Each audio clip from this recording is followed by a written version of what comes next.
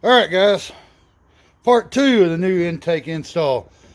Brand new water pump, freshly painted black. I'll do some touch-ups on it here in a minute. And I wasn't too concerned about getting high temperature black paint on my high temperature black grill.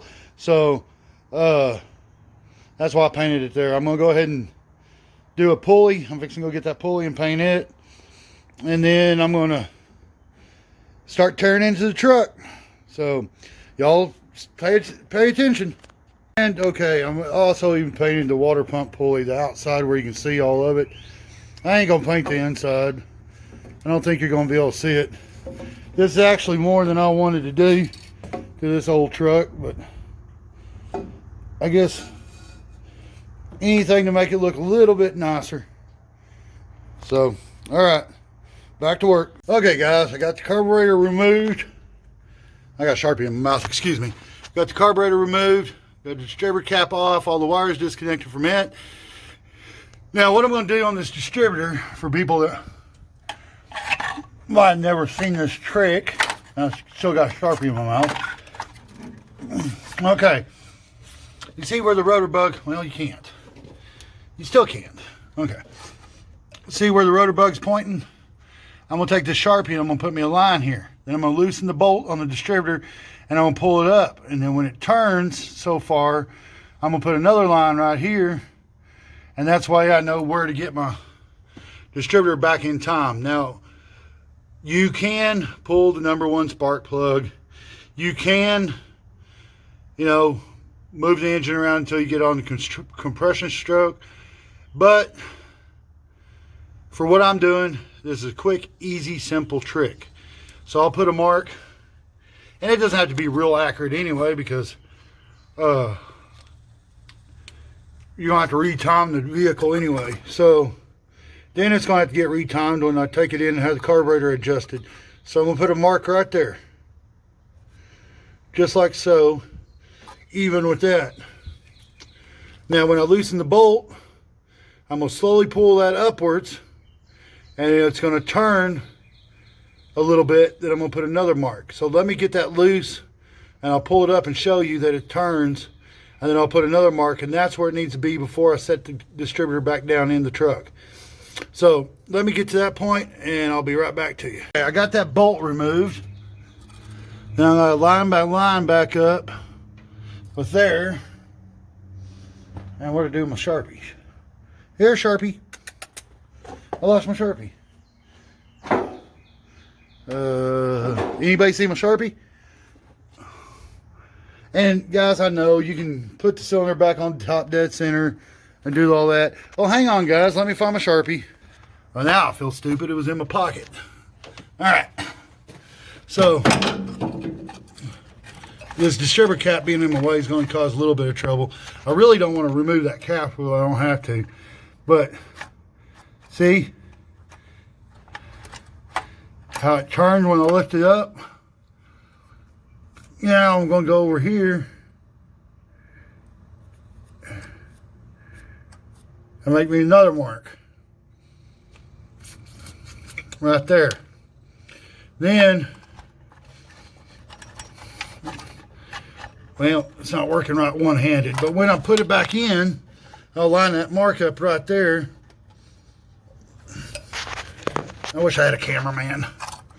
I'll line that mark up right there and wiggle it, and it should fall right back in.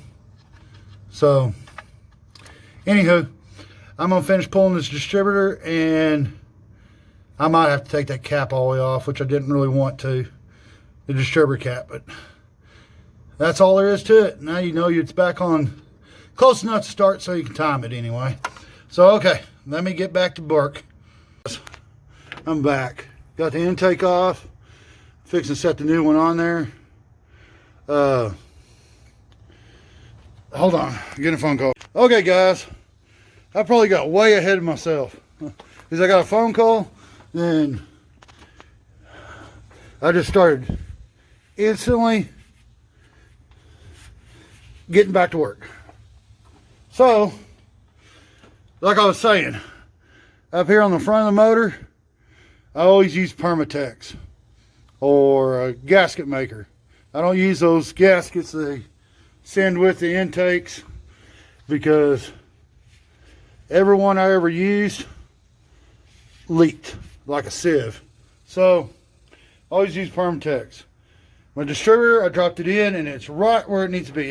It's probably a few degrees off, but the son of a gun will start. Got this torque down.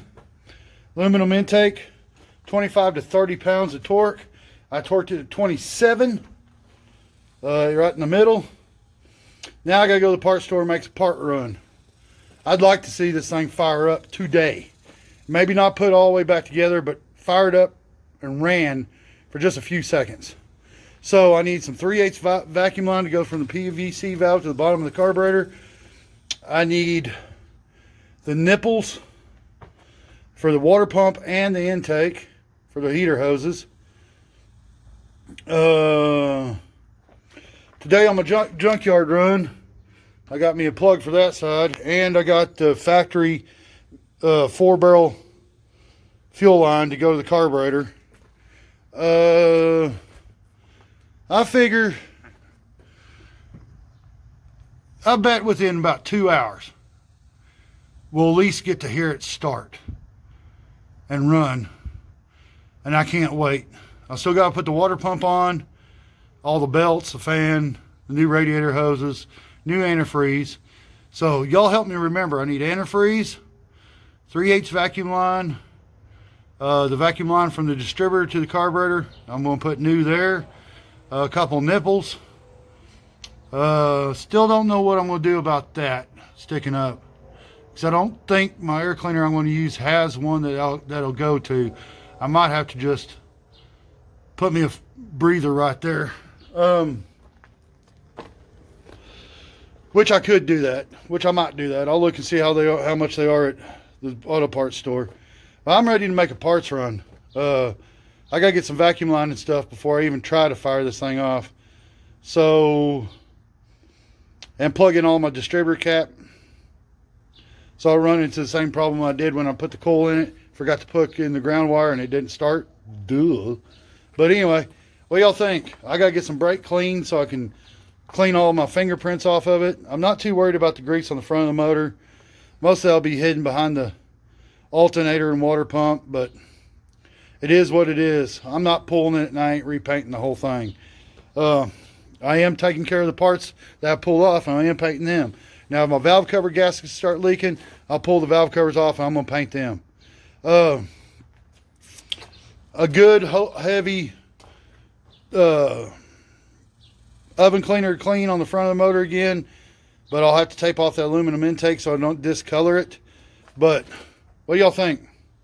Let me get y'all back. Oh, and I did go ahead and decide to put in a 180 thermostat, but I also drilled a 1/8 inch pilot hole in it. Helps on burping, and if the thermostat ever sticks, I still have a little bit of antifreeze running through the motor. Not a whole lot, just a little bit.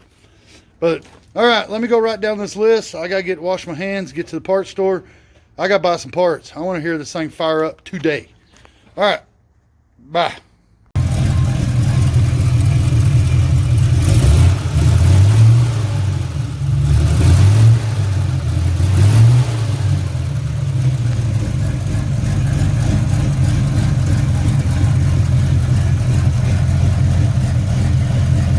Okay guys, I got it running. You saw that in the video. Now what I'm doing, it still has a stammer in it. Not as bad, but it still has a stammer. So I re-ran my valves. And the way that I've been taught that was the easiest to run your valves is, doesn't matter where your engine's at, you tighten all the push rods up until you have some resistance. Okay, then you turn the motor 90 degrees. Do it again. Turn the motor 90 degrees, and you just keep tightening them until you get some resistance. See, that one's still a little loose. That one still needs a little tightening. Let me get my... But yeah, what I did is I'm just going through here. See, I can spin that easy. Oops. I can spin that easy with my hand. I'm gonna go ahead and put another quarter turn on that one because, yeah, there we go. It's perfect now. But you spin all of them until you get resistance, and then you rotate your motor 90 degrees, 90 degrees, 90 degrees, 90 degrees, 90 degrees until you get the same amount of resistance on all of them. Then you tighten them up a quarter turn, half a turn, etc., etc., etc., however y'all feel like doing it. Maybe my valves weren't opening up all the way and causing my stammer. I don't know. I did have a ticking noise on this side, so one of them was loose. I'm hoping that ticking noise will go away. But that's what I'm doing today. We'll get a video of it running again after I get done doing both sides, and we'll see what happens. All right, guys. Got the driver's side done. Same thing. Twist those rocker arms or push rods until I felt some resistance. I went down all of them. Turned the motor over 2 times, 90 degrees at a time. Checked them, checked them, checked them. Quarter return, preload. I'm running a for y'all that don't know, I'm running a 350 cam in this 305, so I don't want to preload them too much because I don't want to bottom out my springs. I don't even know if that's possible. Several mechanics said that 350 cam would work just fine in this motor, but I'm hoping that causes this thing to run a little bit better. Opening those valves a little bit further, and I don't think I ever had it 100% right when I put the motor back together. And plus it has 500 or 600 miles on it, so it was probably time to just go ahead and go through it again because everything's good and broke in. But I'm gonna put that valve cover back on it, then I'll put the air cleaner back on it, and grr, I'm tired of flats. I gotta put some air in that tire. Jeez. All right. I guess that's what you get when you have to drive down an alley constantly. I'm gonna put that other valve cover back on, and then we'll go take it for a test spin and see how it does. The carburetor still needs to be adjusted, but I can't rev it up or anything at the house right now. Somebody's sleeping. I think I figured out the problem for y'all that didn't want to know. I don't think I'm getting enough fuel.